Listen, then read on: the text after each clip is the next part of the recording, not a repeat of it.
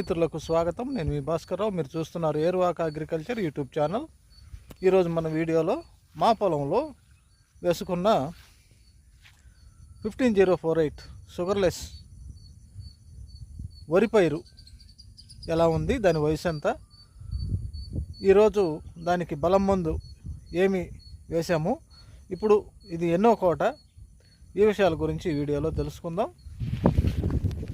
ఇప్పుడు ఈ పైరు వయసు వచ్చేసరికి నాటి 1 నెల అయిందండి. మొత్తం వయసు వచ్చేసరికి 1 నెల 25 రోజులు. నారుమడి పెంపకం కలిపి చెప్తున్నా అండి. ఇప్పుడు 3 కోటాలు బలం మందు చల్లటం జరిగింది. ఎప్పుడైనా సరే బలం మందు చల్లే సమయంలో పొలంలో నీరు అనేది కొంచెం తక్కువగా ఉంచి లేదా బురదగా ఉన్నప్పుడు మాత్రమే మనం బలం మందు చల్లుకొని తర్వాత 48 గంటల తర్వాత నీరు కానీ పెట్టుకున్నట్లయితే మనం చల్లిన బలం మందు యొక్క పూర్తి సామర్థ్యం మొక్కకి అందుతుందండి.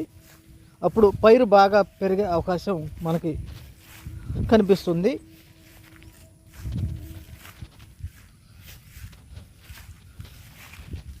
ఈ సమయంలో పైరులో మనకి ఈ ఆకు చుట్టు పురుగు ఆశించే అవకాశాలు చాలా ఎక్కువగా కనిపిస్తున్నాయి.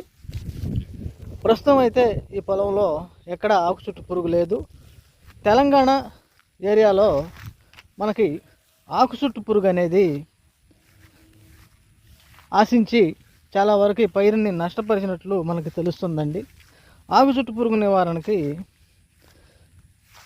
అది తక్కువ మోతాదులో ఉంటే ప్రొపినోఫాస్ 50 అనే మందుని మనం లీటర్ నీటికి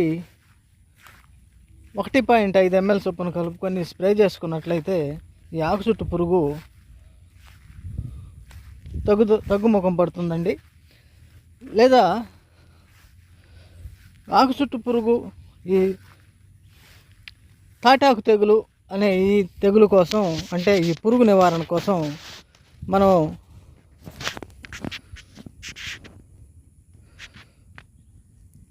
ఫేమ్ అంటే ఈ బ్లూబెండమైడ్ అనే మందుని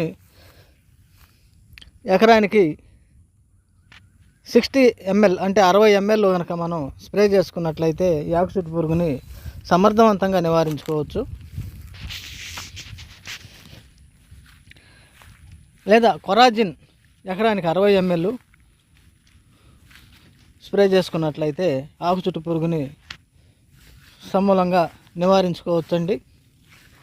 తెలంగాణ ఏరియాలో ఇప్పుడు నాటుతున్నారండి, అంటే రబీ వరి లేదా జనవరిలో నాటుతారు. ఇప్పుడు నార్లు పోసుకొని ఆ సమయంలో నాటిన వరికి ఈ కాండం తొలిసే పురుగు లేదా ఈ తెల్లకంకి వచ్చే అవకాశాలు చాలా ఎక్కువగా కనిపిస్తున్నాయి. దానికోసం మీరు మొదటి కోట నుంచి కూడా భూమిలో గుళికలు వేసుకోవాల్సిన అవసరం చాలా ఎక్కువగా ఉంది. భూమిలో గుళికలు వచ్చేసరికి కార్బోఫిరాన్ 3G గుళికలు వచ్చేసరికి ఎకరానికి 8 kg, లేదా కార్టాఫ్ హైడ్రోక్లోరైడ్ కెల్డాన్ గుళికలు వచ్చేసరికి 4G గుళికలు ఎకరానికి 8 kg, లేదా విట్టాకో గుళికలు అయితే 4 kg, ఫటెరా గుళికలు అయితే 4 kg ఎకరానికి మనం చల్లుకున్నట్లయితే ఈ కాండం తొలిసే పురుగు లేదా ఈ తెల్లకంకి ఆశించే పురుగు దీన్ని పూర్తిగా నివారించుకోవచ్చు.